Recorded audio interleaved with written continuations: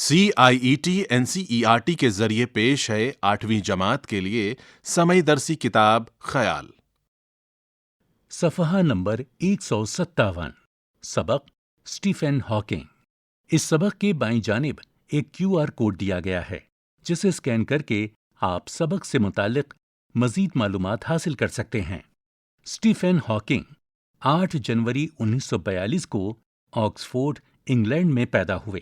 بچپن ہی سے انہیں ریاضی اور سائنس سے خاص دلچسپی تھی۔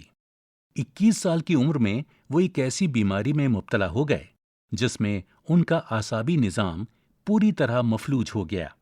اس بیماری نے ان کے پورے جسم کو بے حرکت بنا دیا۔ وہ اپنی انگلیاں ہلانے سے بھی معذور ہو گئے، لیکن انہوں نے ہار نہیں مانی۔ ویل چیئر کی مدد سے چلنے پھرنے والے اسٹیفن نے جدید ٹیکنالوجی کے ذریعے اپنی بات دوسروں تک پہنچانے کا وسیلہ ڈھونڈ نکالا۔ وہ اپنے رخسار کو جنبش دے کر کمپیوٹر کو احکامات دیتے اور کمپیوٹر اسے نوٹ کر کے دنیا تک پہنچا دیتا۔ وہ تخلیق کائنات کے رموز جاننا چاہتے تھے۔ کیمبرج یونیورسٹی میں داخل ہونے کے بعد انہوں نے بلیک ہولز اور نظریات اضافیت پر تحقیق کی اور کائنات کی ابتدا کے متعلق بگ بینگ کے نظریے کو ریاضی کے مختلف پیمانوں سے ثابت کیا۔ اسٹیفن ہاکنگ نے 1988 میں ایک کتاب تحریر کی جس میں وقت کے تصور کو ایک نیا رخ دیا اور ریاضی کے اصولوں سے بہت سی ایسی باتوں کو ثابت کیا جو اب تک دنیا کی نظر سے پوشیدہ تھیں۔ ان کی اس کتاب کا نام a brief history of time ہے۔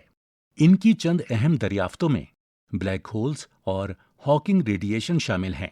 ہاکنگ نے ثابت کیا کہ بلیک ہولز مکمل طور پر سیاہ نہیں ہوتے، بلکہ وہ خاص قسم کی شعاعیں خارج کرتے ہیں جنہیں انہی کے نام پر ہاکنگ ریڈیشن کہا گیا۔ یہ دریافت فلکیات کی دنیا میں ایک انقلاب ثابت ہوئی۔ کائنات کی ابتدا کا نظریہ پیش کرتے ہوئے ہاکنگ نے بگ بینگ تھیوری پر تحقیق کی اور یہ ثابت کیا کہ کائنات کی ابتدا ایک دھماکے سے ہوئی اور ذرات پوری کائنات میں پھیل گئے جو بعد میں وسعت اختیار کر کے موجودہ کائنات میں تبدیل ہو گئے۔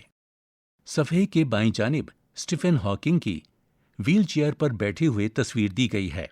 صفحہ نمبر 158۔ نئی نسل کو دلچسپ اور افسانوی انداز میں سائنسی معلومات سے آگاہ کرنے کے لیے اسٹیفن ہاکنگ نے جارج نام کے ایک ایسے بچے کا کردار تخلیق کیا جو کائنات کے رموز کو جاننے کی خواہش رکھتا اور بڑی کوششوں کے بعد خلائی سفر پر روانہ ہو جاتا ہے۔ اس بچے کے خلائی سفر میں پڑھنے والے خود کو شریک محسوس کرتے ہیں اور وہ ان سب تحریکات کا لطف لیتے ہیں جن سے یہ بچہ گزر رہا ہے۔ اس سلسلے کی پہلی کتاب جارج سیکریٹ کی ٹو دی یونیورس 2007 میں شائع ہوئی۔ 9 سال کے عرصے میں اس سیریز کی 5 کتابیں منظر عام پر آئیں۔ ہاکنگ نے سائنسی کانفرنسوں میں شرکت کے لیے دنیا کے بہت سے ملکوں کا سفر کیا۔ 2001 میں انہوں نے ہندوستان میں بھی ایک سائنسی کانفرنس سے خطاب کیا۔ دوران سفر وہ ہندوستان کی مہمان نوازی کی تہذیب و ثقافت سے بے حد متاثر ہوئے۔ اسٹیفن ہاکنگ کے عالمی دورے ان کے عزم اور علم کے فروغ کے جذبے کی مثالیں ہیں۔ انہوں نے بیشتر ممالک میں سائنسی تحقیق کو نئی تحریک دی اور دنیا بھر کے لوگوں کو حوصلہ دیا کہ علم کی کوئی سرحد نہیں ہوتی۔ اسٹیفن ہاکنگ کیمبرج یونیورسٹی میں طبیعیات کے پروفیسر تھے۔ انہوں نے اپنے لیکچروں سے لوگوں کو جینے کا حوصلہ دیا۔ وہ ویل چیئر پر سینکڑوں ہزاروں افراد کے سامنے اسٹیج پر آتے اور کمپیوٹر کے ذریعے لوگوں سے خطاب کرتے۔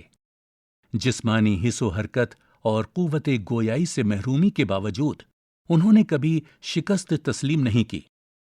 عزم و ہمت کی علامت عظیم سائنسی خدمات، انسانی جدوجہد اور کبھی شکست تسلیم نہ کرنے والے اسٹیفن ہاکنگ کا 76 سال کی عمر میں 14 مارچ 2018 کو انتقال ہو گیا۔ ان کی تقریر کا ایک بڑا مشہور اور حوصلہ افزا جملہ ہے، میرے جیسا انسان جو ہر لحاظ سے معذور ہے صرف پلکوں کے ذریعے اتنا کام کر سکتا ہے، تو آپ کے تو ہاتھ پاؤں ہیں، چل پھر سکتے ہیں، بول سکتے ہیں، اتنے اعضاء کے مالک ہیں، تو آپ کیوں نہیں بڑے کام کر سکتے ہیں؟ بس عزم اور ہمت ہونی چاہیے۔ ادارہ، یہ سبق صرف پڑھنے کے لیے ہے۔ اسی کے ساتھ یہ سبق یہیں مکمل ہوتا ہے۔ ابھی آپ سن رہے تھے 8ویں جماعت کے لیے سمئی درسی کتاب خیال۔ ساؤنڈ ریکارڈسٹ ویریندر راوت، سمئی فنکار پرویز گوہر، سمپادن ڈاکٹر محمد شمیم خان، ہدایت اور تخلیق کار وملیش چودھری۔ یہ کتاب CIET NCERT نئی دلی، بھارت کے ذریعے پیش کی گئی۔